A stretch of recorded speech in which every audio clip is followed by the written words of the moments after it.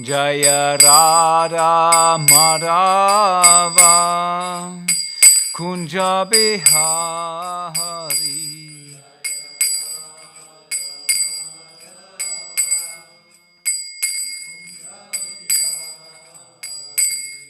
Jaya Gopi Jana Vallabha Girivaradhari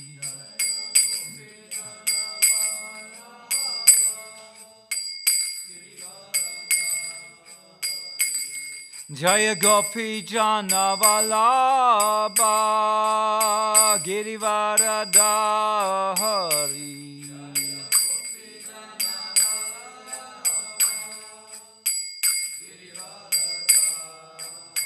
Yashoda Nandana Bracha Jana Ranjana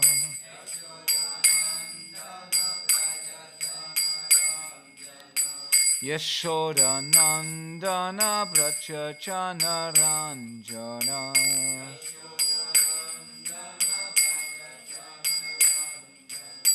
Yamuna Tira Vanachahari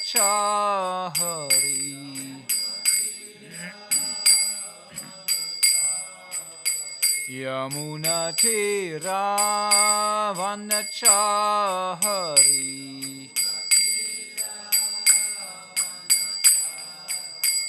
Jaya Radha Madhava Kunja Bihari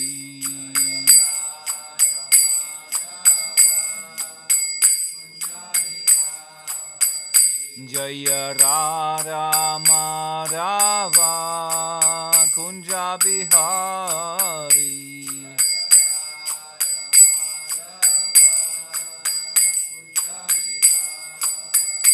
Hare Krishna Krishna Krishna Hare Hare Hare Rama Rama Rama Hare Hare Hare Krishna Krishna Krishna Krishna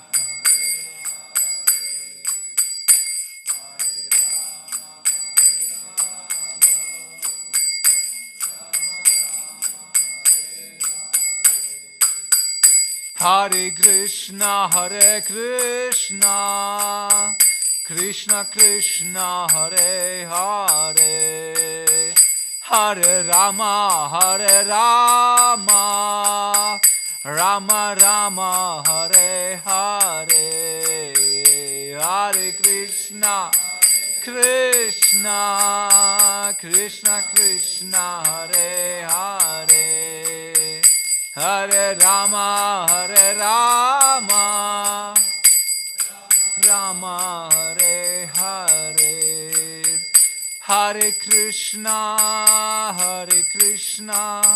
Krishna Krishna Hare Hare Hare Rama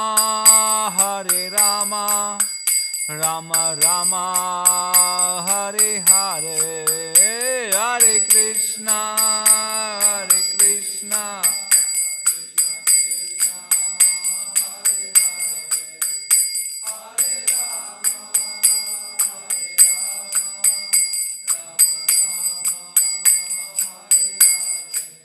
Jaya Radha Madhava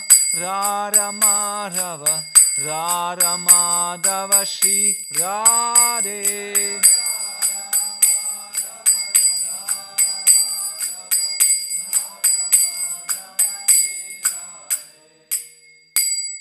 Jai Shri Radha Madhava Ki Jai Shri Palat Lakshmi Singhadev Bhagavan Ki Jai Srila Prabhupada Ki Jai Nitai Gaur Premanande Hari Hari Jaya Jaya Sri Caitanya Jaya Nityananda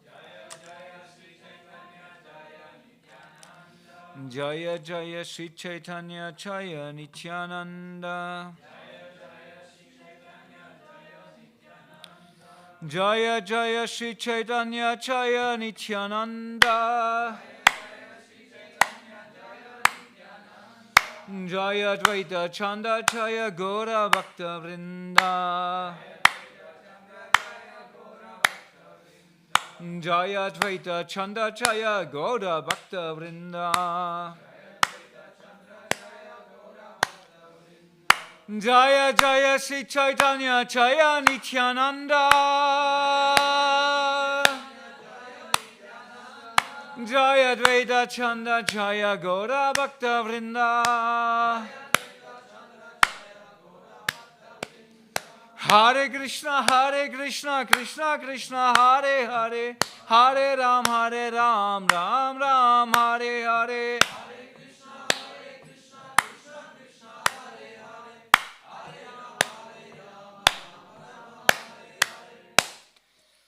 Jai. Hare Krishna, welcome. We reading from Caitanya Caritamrita. And what we have on the board, it's 90 we have on the board, right?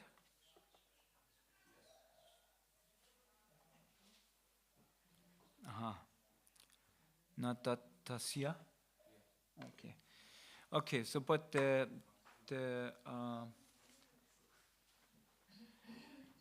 it starts actually, the verses to be read today, they start earlier. Let's.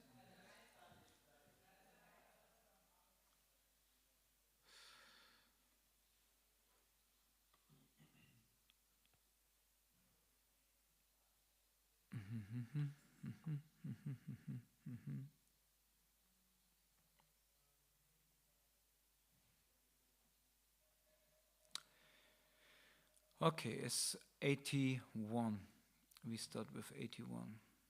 No, with 83. 82. Okay. Huh? Oh yeah, Madhya Lila, chapter 22, verse 82. You found it?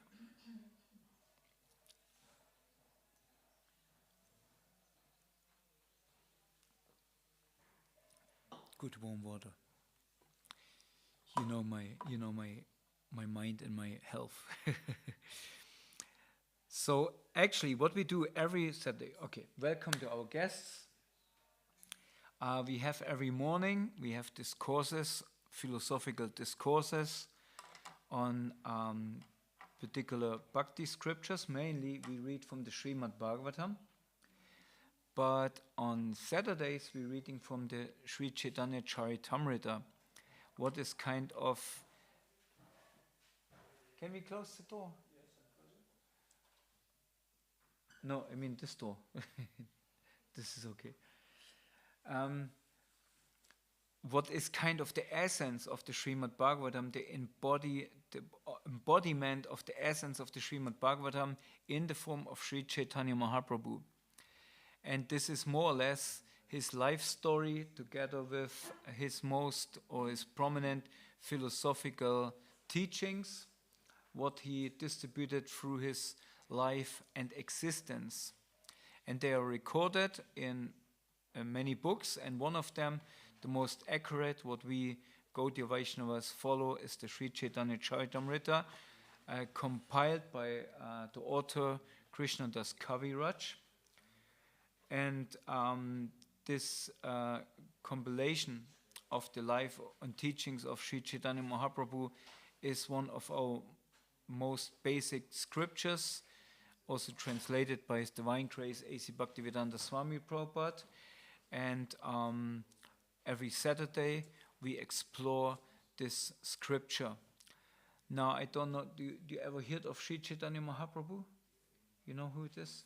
Yes? I have. You heard it. What did you hear about him? I heard the name. You heard the name, okay. That's already quite something. He is, because his appearance was only 500 years ago. So that's not so long ago for us. It's just out of the door. But his appearance was predicted already in the Srimad-Bhagavatam. And therefore, Gaudiya Vaishnavas, we accept him as a bona fide incarnation of Krishna. And not only that, we accept him even as the one who brought the Yuga Dharma.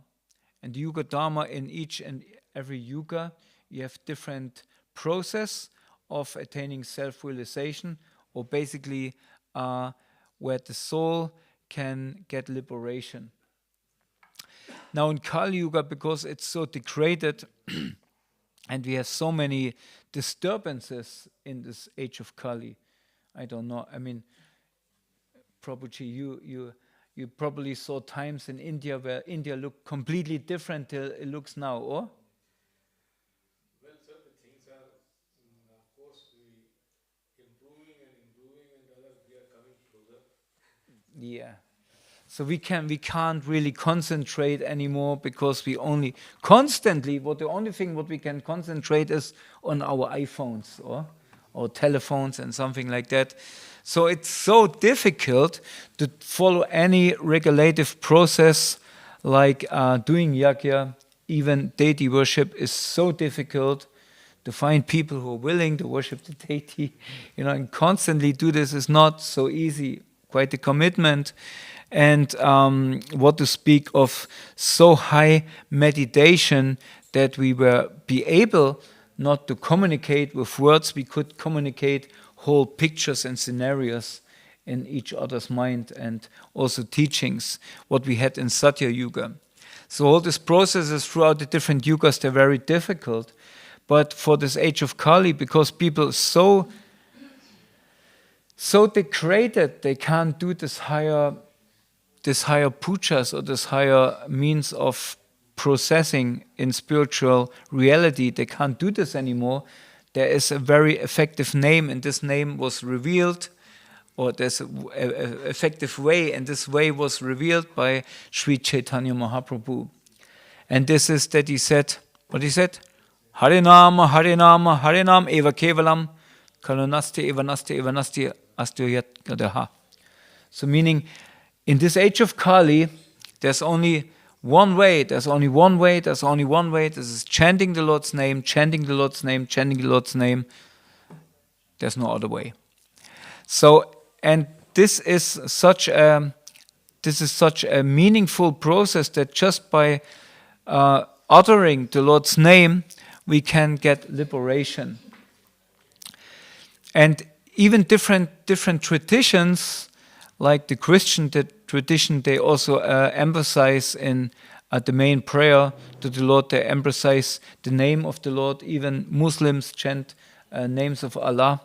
And as we understand, the Lord is always the same, just we children, we have different means to approach Him.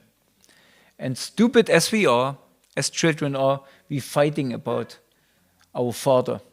Who has the right to the Father? It's like if the Father has a big heritage, the children sometimes fight, right?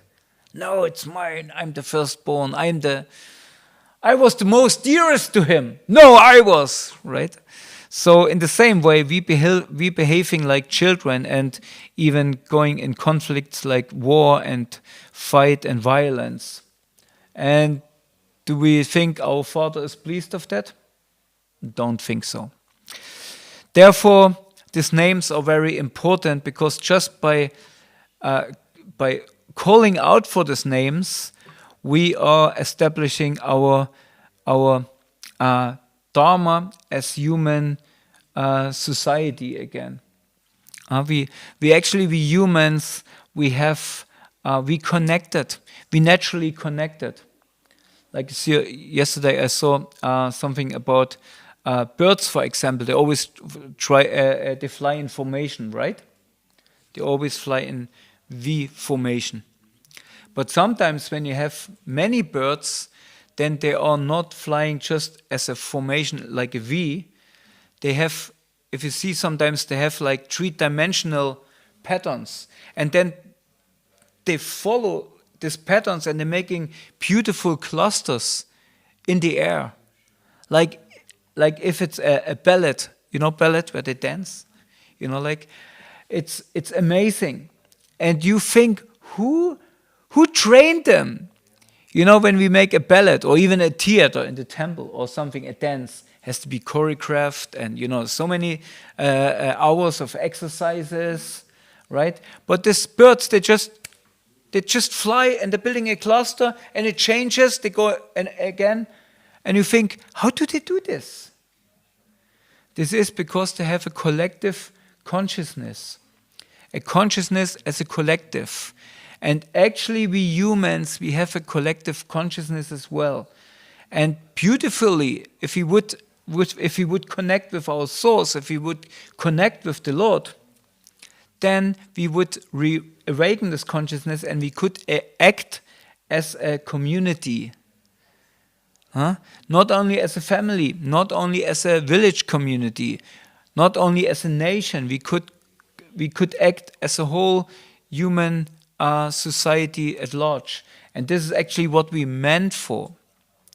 We meant to be servants of the human or of the whole creation, right?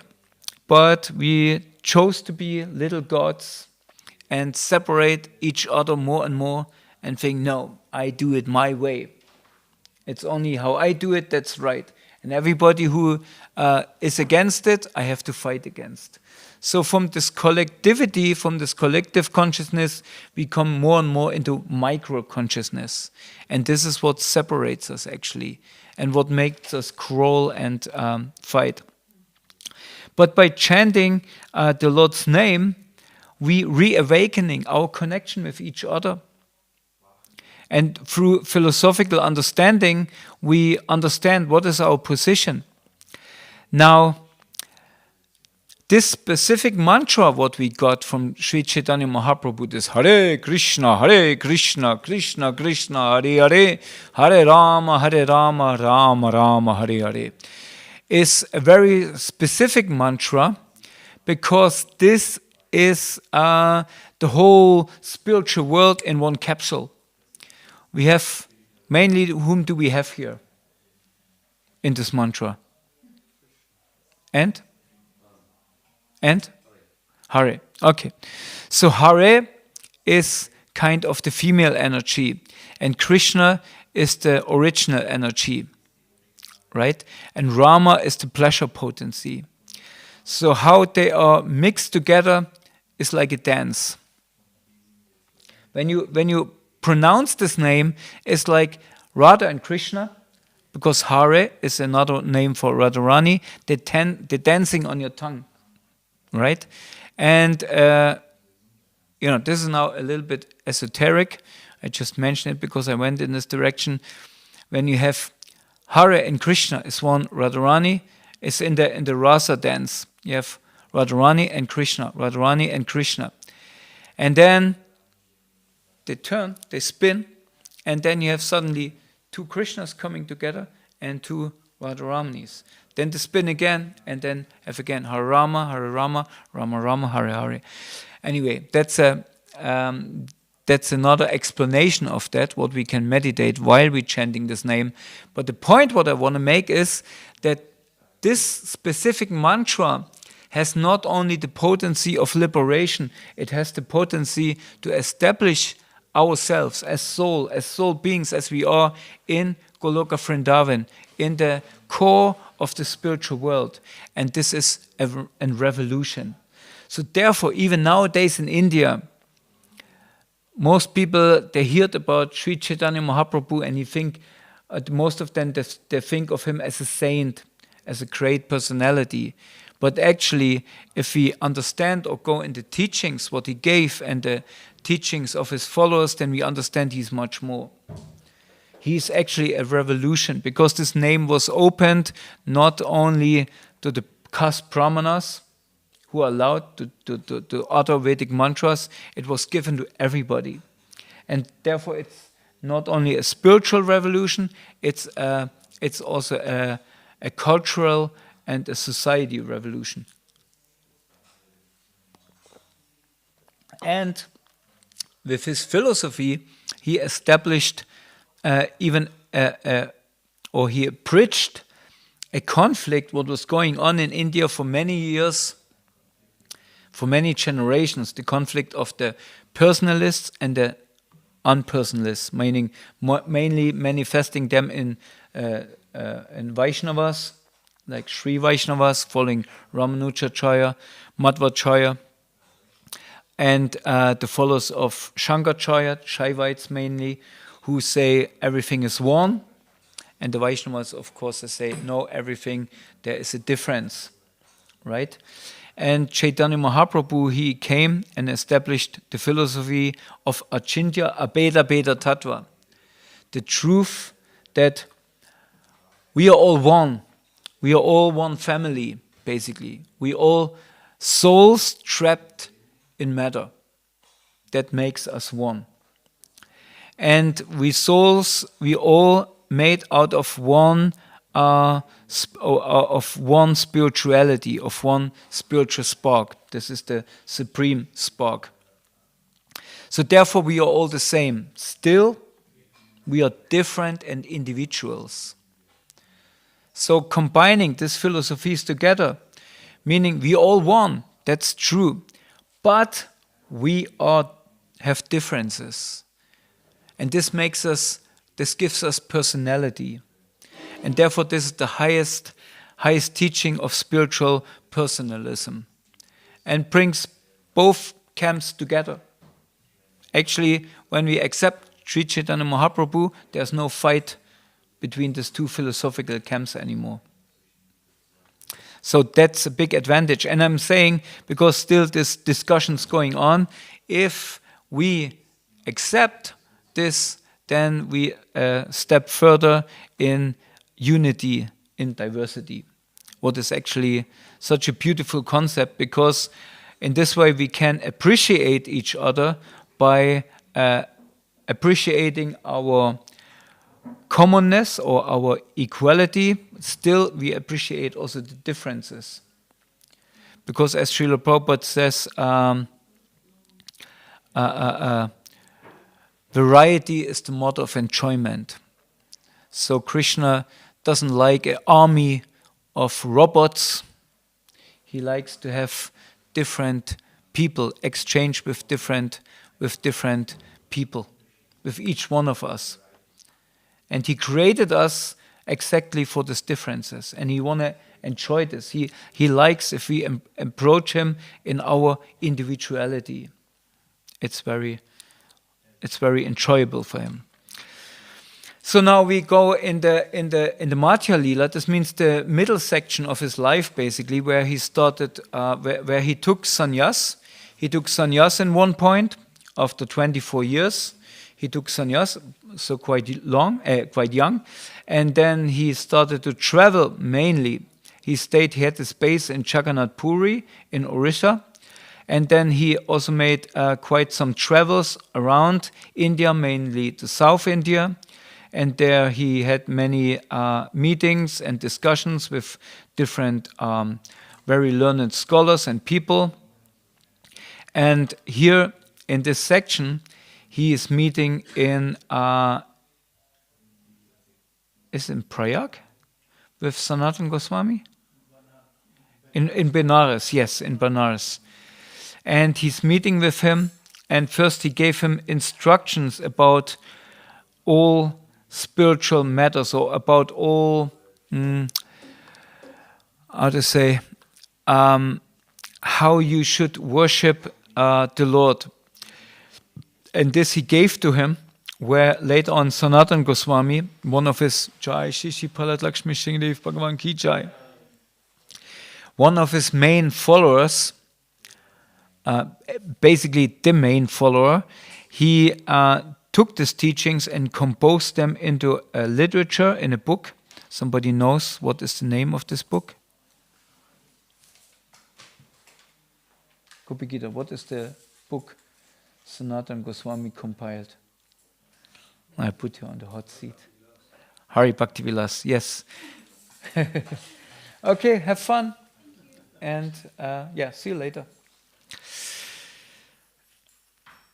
So Hari Bhakti Vilas. And in this, it's very technical, it's very in detail, how you should worship the Supreme Personality of Godhead. But now here, in this section, he gives Sanatana Goswami something what is even more important, and this is the relationship amongst the devotees. What is a devotee? This we had last week, where he goes into this, and now he describes what is the relationship, how a devotee should be approached. Now I read the first verse, what is not now here on the blackboard, and is actually a quotation from the Srimad-Bhagavatam, from the 5th canto, chapter 5, text 2. And I just try to read the Sanskrit as an opener. Then we will go the verses in between. We will just read the English, and then we read the verse what is on the blackboard. Mahat sevam tvaram ahur vimuktes tamo tvaram yoshitam sangi sangam mahandaste samachida prashanda viman yava surita sadavoye. Translation. It is the verdict of all Shastras and great personalities that service to a pure devotee is the path of liberation. By contrast, association with materialistic people who are attached to material enjoyment and women is the path of darkness. Those who are actually devotees are broad-minded, equal to everyone, and very peaceful. They never become angry, and they are friendly to all living entities. So here we will point it out is also the women here, the woman.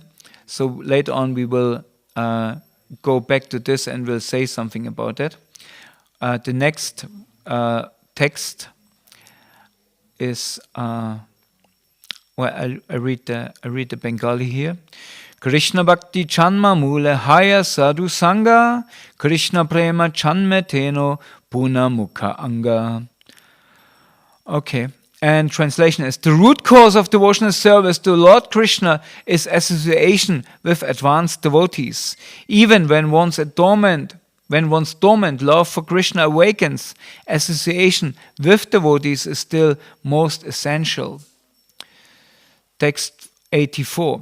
Oh my Lord is again a quotation from the Srimad-Bhagavatam, from the 10th canto, chapter 51, verse 53. Oh my Lord, O infallible Supreme Person, when a person wandering throughout the universe becomes eligible for liberation from material existence, he gets an opportunity to associate with devotees. When he associates with devotees, his attraction for you is awakened. You are the Supreme Personality of Godhead, the highest goal of the topmost devotees, and the Lord of the universe. So remember, Narada Muni, before he directly became self-realized person, he was serving his mother, who served great sadhus, who for the period of Chaturmasya were staying in one place, where the mother of Narada Muni had the opportunity to serve them. And by this service of her mother, Narada Muni, as a child, had the opportunity to hear from them and to have the reminiscences. And in this way, he became self-realized. Just to show the power of this statement here. Text 85. O devotees, O you who are free from all sins, let me inquire from you about that which is supremely auspicious for all living entities. Association with a pure devotee for even half a moment in this material world is the greatest treasure for human society. To meet a pure devotee or a bona fide spiritual master is said the chance is so great as if a turtles live underwater, right? And sometimes they have to catch some air. So when the turtle comes out on the surface of the water to catch some air, and the log of wood is swimming on that surface of the water with a a hole, like sometimes you have a hole because there was a branch, and this hole, the turtle in this moment catches through this hole and gets air by accident. We would say by accident. But the chances that this happened is so high as if you meet a pure soul in this material world. So it's quite rare, right? Text 86, sorry. The spiritually powerful message of Godhead can be properly discussed only in the society of devotees, and it is greatly pleasing to hear in that association. If one hears from devotees, the way of transcendental experience quickly opens, and gradually one attains firm faith that in due course develops into attraction and devotion. This again is from Srimad-Bhagavatam, 3rd canto, chapter 25, text 25. And as we can see also, that people come together at 8 o'clock in the morning and speak about Krishna somewhere in the world is quite rare. If I will sit down in Jandelsbrunn even at 8 o'clock in the morning and would speak about Caitanya Caritamrita, who would come? But only great sadhus, persons like you, coming together and try to listen, try to understand, even if it's uttered by a fool like me. Okay, text 87. A Vaishnava should always avoid the association of ordinary people. Common people are very much materially attached, especially to women. Vaishnavas should also avoid the company of those who are not devotees of Lord Krishna. Okay, and now we have 88 to 90. I read only the translation. By association with worldly people, one becomes devoid of truthfulness, cleanliness, mercy, gravity, spiritual intelligence, shyness, austerity, fame, forgiveness, control of the mind, control of the senses, fortune, and all opportunities. One should not at any time associate with a causal fool who is bereft of the knowledge of self-realization and who is no more than a toy animal in the hands of a woman. The illusion and bondage that occur to a man from attachment to any other object are not as complete as that resulting from association with a woman or with men too much attached to women.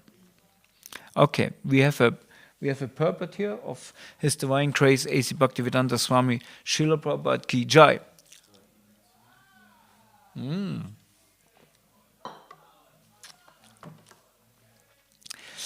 Okay. These words quoted from Srimad-Bhagavatam 3:31, 33 to 35 were spoken by Kapila Dev, an incarnation of the Supreme Personality of Godhead, to his mother. What was the name of his mother? The mother of Kapila Dev? Devahuti, yes. Herein Kapila Dev discusses pious and impious activities and the symptoms of those who are devoid of devotional service to Krishna. Generally, people do not know about the miserable condition within the womb of a mother in any species of life. Due to bad association, one gradually falls into lower species. Association with women is greatly stressed in this regard. When one becomes attached to women, or to those who are attached to women, one falls down into the lower species. Purusha prakriti stohi bhungte prakriti changunam karanam gunam sangosya sat asad yoni janmasu. The living entity in material nature thus follows the ways of life, enjoying the three modes of nature. This is due to the association with the material nature. Thus, he meets with good and evil amongst various species. This is a a verse from Bhagavad Gita 13:22. According to Vedic civilization, one's association with women should be very much restricted. In spiritual life, there are 4 ashrams: brahmachari, grihastha, vanaprastha, and sannyas. The brahmachari, vanaprastha, and sannyas are completely forbidden to associate with women. Only grihasthas are allowed to associate with women under certain very much restricted conditions. That is, one associates with women to propagate nice children. Other reasons for association are condemned. Srila Prabhupada ki jai.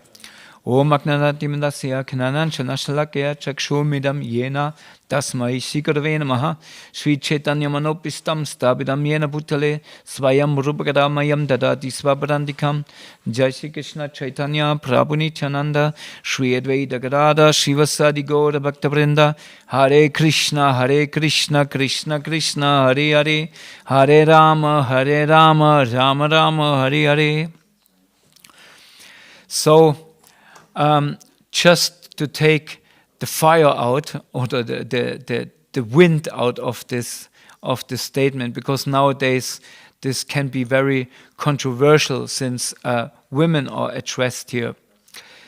As we understand nowadays, or as we explain it nowadays, because nowadays society is very sensitive to this topic, so we try to explain like this topic with the women. The woman body is very much associated with motherhood, or motherhood mean also the nature of the world, material nature. Therefore we say mother nature. So the mother, first of all, nourishes. This is also the propensity in every woman's body, is to nourish, to be loving, to be kind, to be very understanding, and to giving full love and attention, especially to the offsprings and the people are depending on her.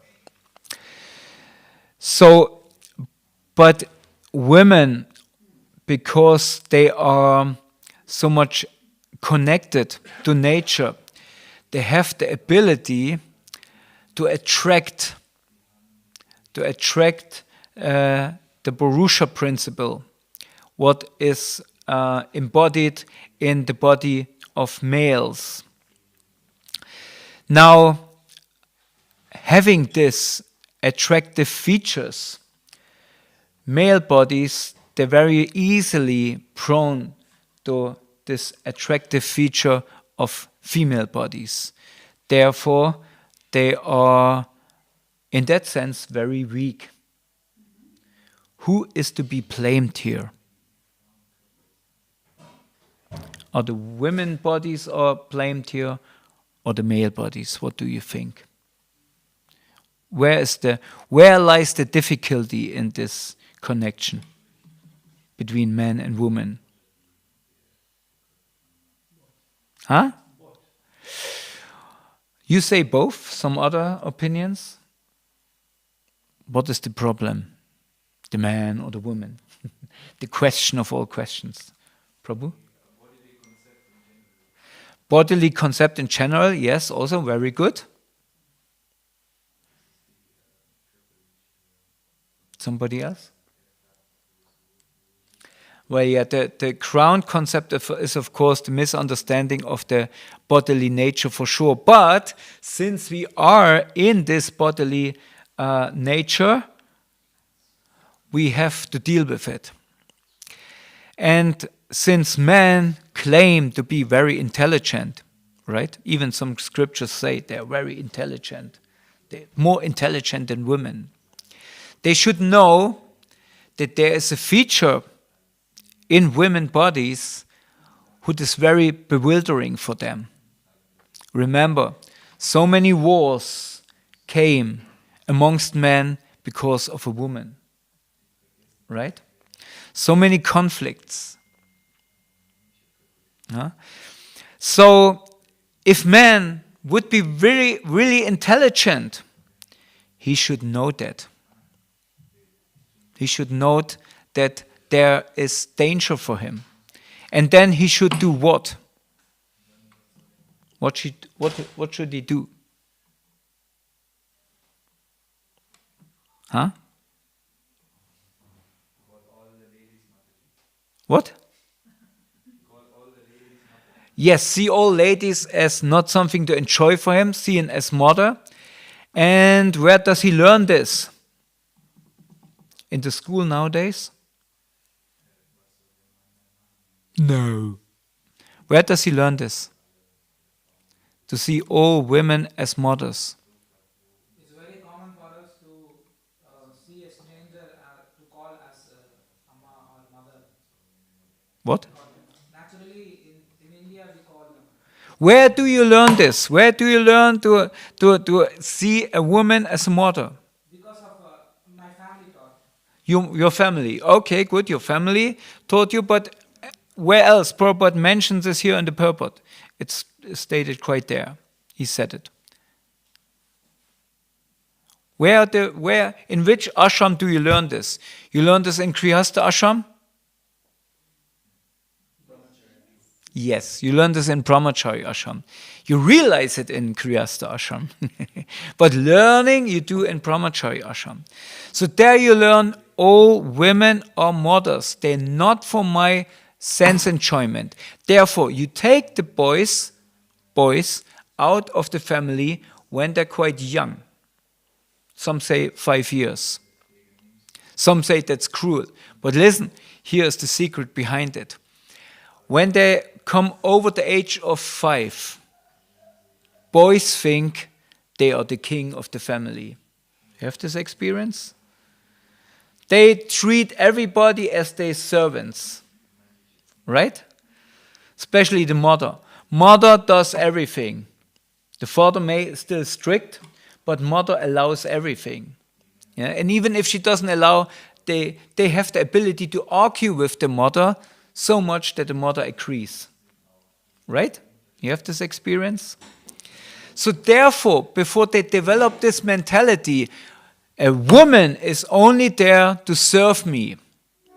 They are taken out of this cozy, warm family environment and putting into a gurukul.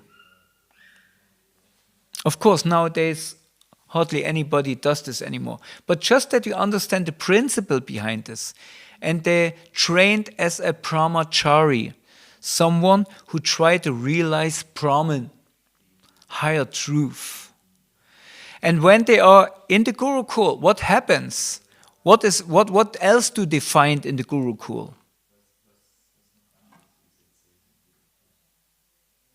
What is there in the gurukul?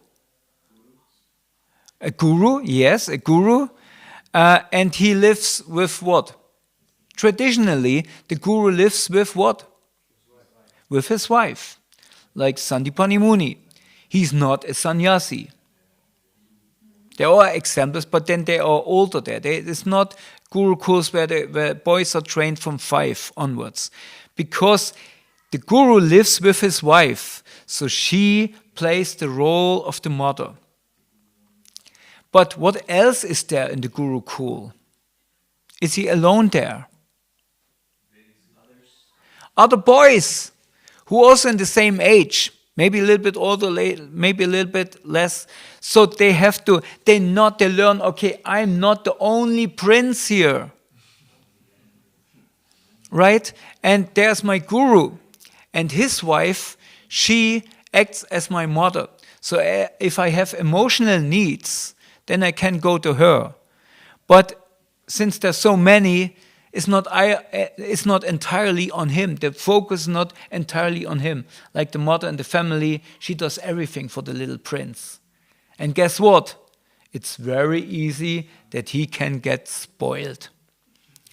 And when he is later on, when he chooses his own wife, he not just looks for a wife. He looks for a mother. And not just a mother, he looks for a mother who serves him whatever he needs, whatever he wants. Cook for me, clean for me, wash my clothes, fix my socks, fix my life, serve me. I'm sitting on the couch like couch potato and you bring me everything. Right? This is how nowadays modern men think about women. You know? And if I feel an urge for some pleasure, then she should be also available. Right? So, but when the boy is trained in a proper way to see women as mothers, not for his service, no, to respect them and give them service and treat them with other respect, how he would serve the wife of his guru, then he has a complete different meditation. He sees each and every woman as something worshipable, paying obeisances. I pay obeisance to my mother. A sannyasi pays obeisances to nobody, right? Except one person, his mother. His mother. And this we see in the life of Chaitanya Mahaprabhu. So,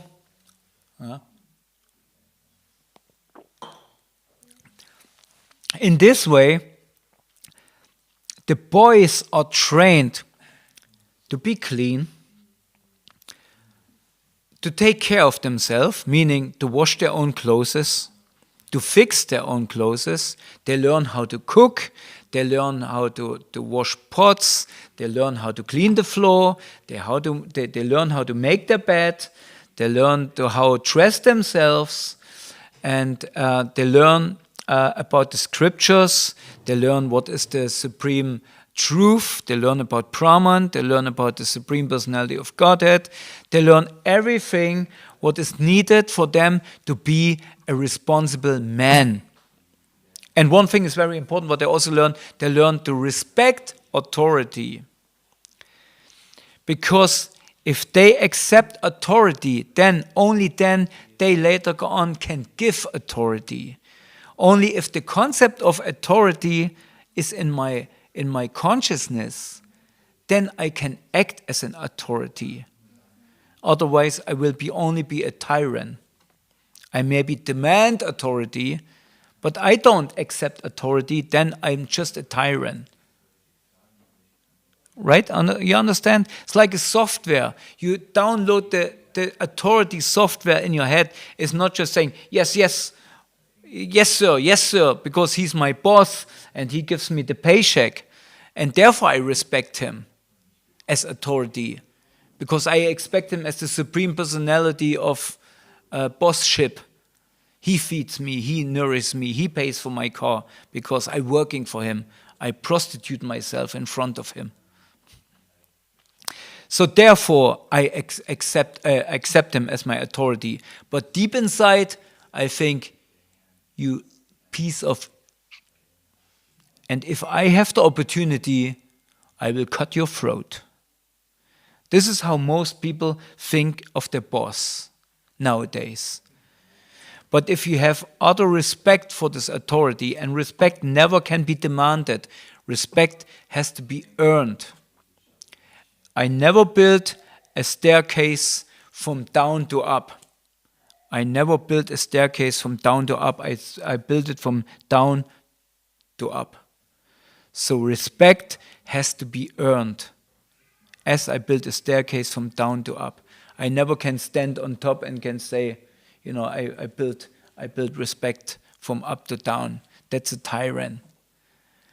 So if I have this cleanliness, be able to look after myself, be able to cook for myself, and most important, to control my senses, then I can be. Then I'm not victim to this bewildering feature what women display. It's given to them. It's not that they oh, I want to be like that. Most women nowadays, they're using it as a weapon. They're using it as a weapon to deceive men, because they know if I get this man, I get what I want. So therefore, they're using the features to attract them, calling them into a trap. But that's not a woman, that's a prostitute. Strong words, right? I mean, there's a difference between women and women who try to deceive men, who are using their energy. But even then, we remember of the example of Haridas Thakur, who a prostitute was sent to kind of bewilder him and take him down from his spiritual practice. Like Haridas Thakur not even wavered, because he followed the principle what is described here. He was giving association to this prostitute. He didn't take her association, he gave her association. What happened out of this prostitute? She became a pure devotee. Right? That's the power of a great devotee. So, and here we have to understand, if man claims to be a man, then he should have all these contributes. If the woman doesn't cook, no problem, he can cook himself. He's not starving then. Oh, I have nothing to eat, Mama. I have nothing to eat. No, he okay, no problem. I can cook my khichdi. Not a big deal. I have a hole in my dhoti or wherever. Of course, we don't. I have a hole in my socks or whatever. Oh, she's busy with children. She's busy. No problem. I can do it myself. I don't need a servant. And therefore, he's not depending on her. And therefore, the relationship is much more on a different level. There can be natural respect for each other. And in this, out of respect, develops natural friendship. Out of friendship resolves love and care. And out of love and care, develops deep friendship.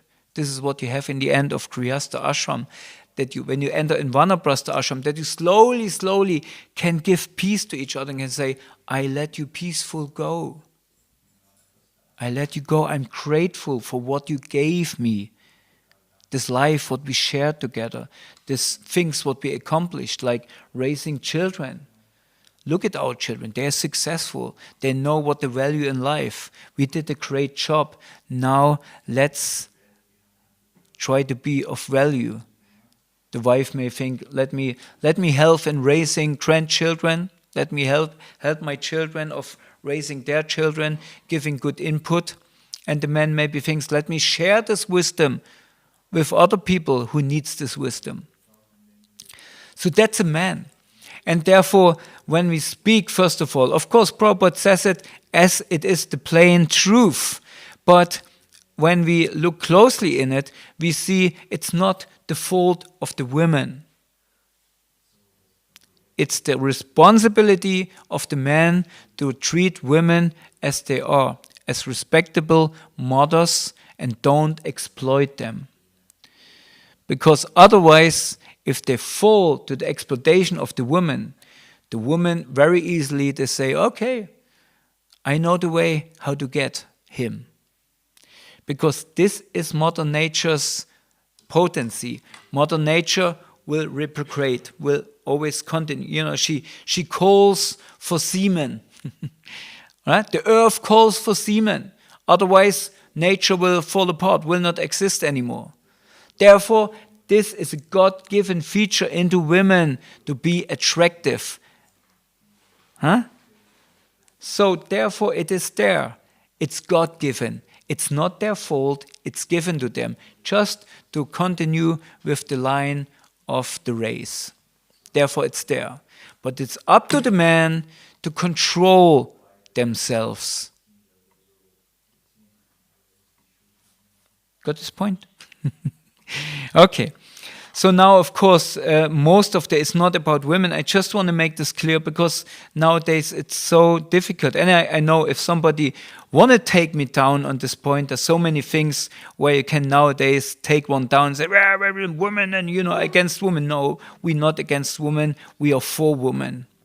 We're for women. We want to hold women in a high esteem as mothers. Same, we are not against cows or something. We want to hold cows in high esteem. So that's my point.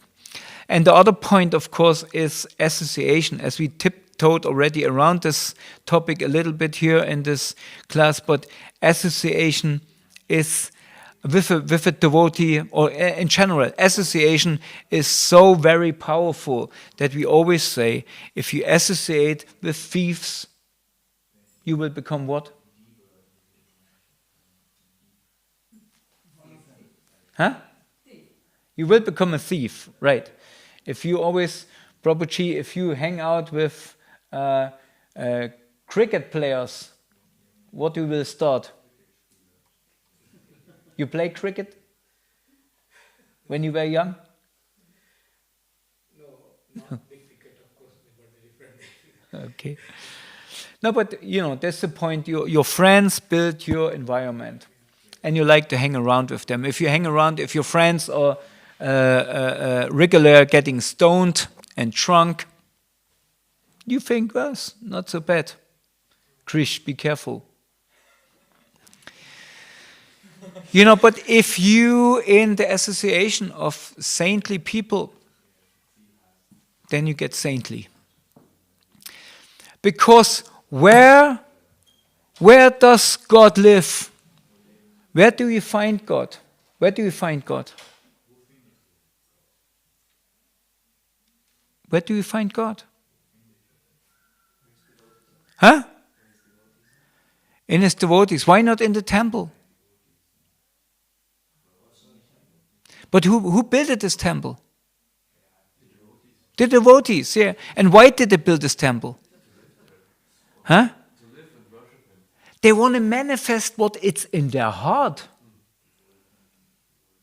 A temple is a manifestation of what was in their heart. Therefore, this temple is there. Because the devotees in Germany, they meditated upon the Singer Day for protection. This is what Srila Prabhupada told them. If you are harassed by the authorities of the state, like the police, just worship Narasimhadev. And they meditated upon Narasimhadev for a long time. They had a deity. Harikesh Swami had a deity. And Krishna Kshetra Swami in this time, who was kind of a secretary or servant of Harikesh, his duty was to worship this deity, little Narasimhadev deity.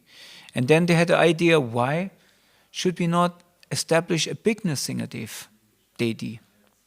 And there the story goes. And so that's in their heart. And if there would not devotees walking over the surface of the globe, there would be no God. Because only the devotees or people who carry God in their heart, they can reveal that to us. Otherwise, we would forget. And this is the situation. Therefore, we are now in the situation in the Kali Yuga. It's like in this particular spot, there's a golden opportunity that devotional services are easily available by the mercy of Sri Chaitanya Mahaprabhu. Because everything in the material world, what happened in material world? What's the nature of the material world? It deteriorates. So it's very strong and powerful. But with time, everything becomes less. It deteriorates. When Srila Prabhupada was walking over the surface of the earth, his mindset, his whole presence influenced the whole Akash, the whole information field of the whole planet. It was so strong that in this time, so many people just could take up devotional service amongst hippies, amongst so many others. It was so easy. And even devotees from this time, they say, when Prabhupada was around, everything was so easy. Everything was so clear, was so easy to grasp it, because Prabhupada was still in the Akash, in the information field. Right? So in this moment, when Srila Prabhupada left, it became a little difficult. And each of the disciples of Srila Prabhupada, they witnessed that. It became confusing a little bit. Still they carried on. right? Last week, we had a great fortune that one disturbing element who had his mind in the Akash, he left the world. So I felt on the day became a little bit lighter. Anybody know Ozzy Osbourne? You don't have to. Yeah, you don't know? He left, yeah. Okay, we don't want to go in Ozzy cutter now. But, I felt, I don't know. There was some points. He had some points there in the music history for sure. But, his influence, it was called the Prince of Darkness. And he played with this image and, and media and industry, they hold this up. So he was not very auspicious. To meet Ozzy Osbourne has a different impact on your life than meeting Srila Prabhupada, right? So, but this is an influence. So as long devotees on the planet, walking over the surface of this planet, auspiciousness is there. Because they're carrying the Lord in their hearts, and they will reveal their heart to the society in building churches, building mosques, building temples, right? But it's said this time will diminish, will deteriorate. It will go down and down and down. And confusion will come in. And in the end of Kali Yuga, because people will become so degraded, because there is not enough food around, they will start to eat themselves. So society becomes so cruel, there will be no devotees on the surface of the earth anymore. And then Kali Yuga really kicks in. So if you're curious about this time, you should make sure that you will be there still. You should follow Ozzy Osbourne. But if you think, oh my God, that material world is not a place for gentlemen, get out of here, then you should follow Srila Prabhupada and the devotees. So that's our great opportunity. And of course, speaking to myself, people left already because I offended Ozzy Osbourne. I'm speaking to myself because I'm so much influenced from this Kali Yuga still. My brain, my mind is so much in this cloud, in this information cloud, what consists of the Kali Yuga. But therefore I try to keep my heart with Krishna. I try to place more and more Krishna in my heart, because my heart is my only dome, my mandir. There I invite the Lord. This heart I try to clean every day by chanting the holy name. And if it's clean, then I try to invite Nrsingadev and Giriraj in my heart and worshipping them there, together under the instructions of the beloved Srimati Radharani, and hoping, praying, begging for your mercy that one day she and her servants and you will accept me. Srila Prabhupada ki jai. Prabhu, please instruct me. You, Murari Gupta Prabhu. I have a question. I don't have instruction. Sometimes questions or hidden instructions. Hit your mind, then you can give me instruction. So I was, some 20 years ago, part of Mayapur Parikrama. Mm-hmm. And at the moment, the path was very narrow. And there are more than 800 pilgrimages. So Jayapataka Swami said, please, men, go first, and then mothers, they are going behind. And 99% of them follow that. But still few mothers, young ones, out of eagerness to have spiritually equal opportunity, went in front also. And some brahmacharis were disturbed because They are just walking next to the mother on narrow path. Yeah. And when one brahmachari tried to say that to Mataji, she said, that's your problem, this is not my problem.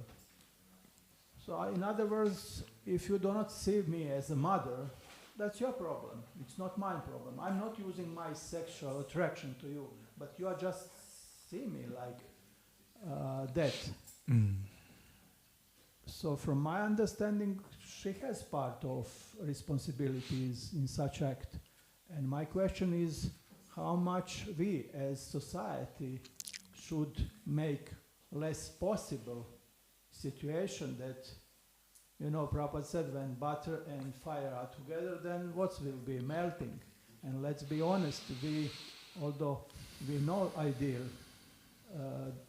very often the reality is just opposite, that we are lusty and we are suppressing that lust.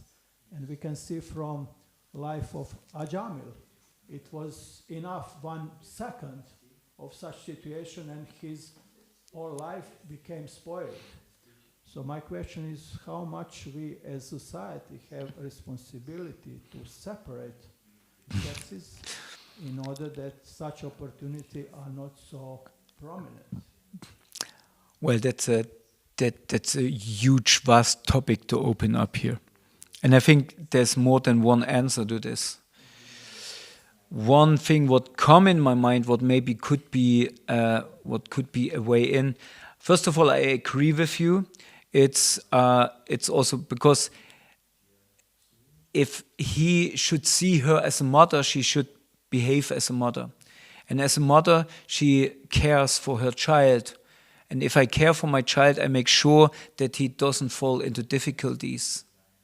That's her responsibility. So she would say, oh, okay, I stay in the back. I don't want to bring in difficulties. Like the same, a mother should be brave enough to give her child to the Gurukul. Of course, I know it's ideally, it's not so easy nowadays. I'm speaking from an ideal point of view. But a mother should be, in one sense, not so attached and see her kid, her children, as her enjoyment, you know, or something. Oh, I have children. So many couples don't get children nowadays anymore. Sometimes you even feel if you have children, you're kind of blessed. You're really blessed. You feel blessed because I don't know. It's another topic, but this is one thing. So I think there is responsibility in 2 parts for sure. And then the other thing, what I think is the most important thing is we should work on developing and living healthy Grihastha ashrams. And this is something what we really have to look into it. I think nowadays we really should take time to look in all ashrams, especially in ISKCON. We should take the time and look critical in all different ashrams, starting with the brahmachari ashrams. What nowadays is presented to us as brahmachari ashrams, I don't see brahmachari. It's very hard to find a real brahmachari nowadays, right? I mean, anyway. And of course, Grihastha ashram as well. And Vanaprastha ashram basically doesn't exist, but there's a huge gap to fill, and I think it's worthy to fill. And I know that you are meditating quite a lot upon this topic. And yeah, of course, the sannyas ashram definitely has to be reformed. There's lots to do in this regard, but it develops all these discussions, develops also sensitivity. But where we can start, I think, is Grihastha ashram. As Grihasthas, to kind of facilitate the opportunity to learn about healthy Grihastha life, where there's no suppression of any desires, but a kind of engagement, and also a kind of,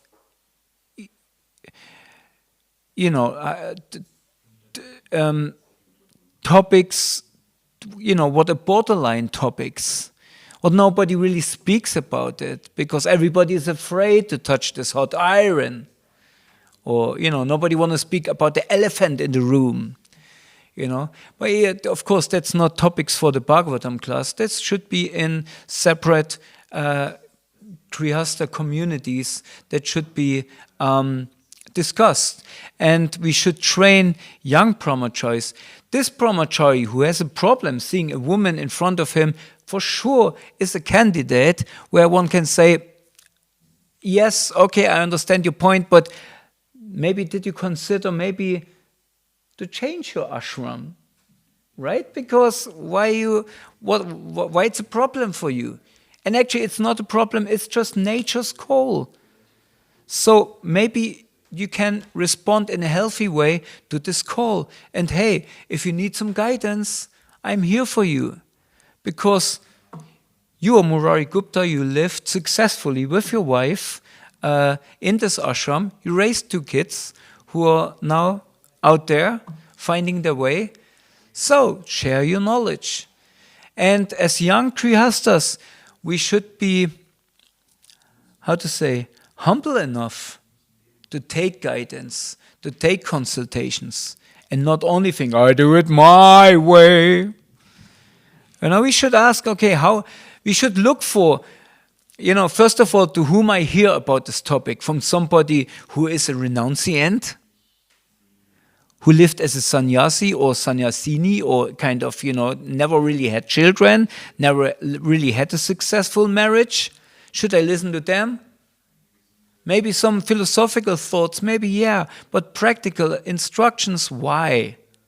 Go to somebody who applied it practically and then got the realizations and got the knowledge about it. To those I go. If I want to, if I want to know how to build a chair, I go to somebody who really successful can build chairs, and not to somebody who read a book how build chairs. Right? So that should be there. We should, and there is where the Grihastha ashrams turns into the Vanaprastha ashram in having a facilitating role for the next generation, and opening gurukuls. Of course, they maybe don't look like Sandipani Muni in this time, but even having the opportunity that you say in your community, not in your whatever, I don't know about your community so much now, but let's say you have in your community, you have children there, and you raise children successful, they're out in the world, they found their way, and now you can say, okay, for all, once a week or twice a week or whatever, in the afternoon, I facilitate a kind of a schooling or learning opportunity where I can sit together with all the boys, the ladies sit together with all the girls, and we're reading together Mahabharata, we're reading Ramayana and see what are practical lessons to take out of this. We discuss this, or we're learning verses, we're learning shlokas together, and then teaching, the girls also how to be a good wife. This is done by the mothers to the girls, and the men give some good advices to the boys. And this is a modern version of Gurukul. It's not a day school, but maybe afternoon school, twice a week or whatever.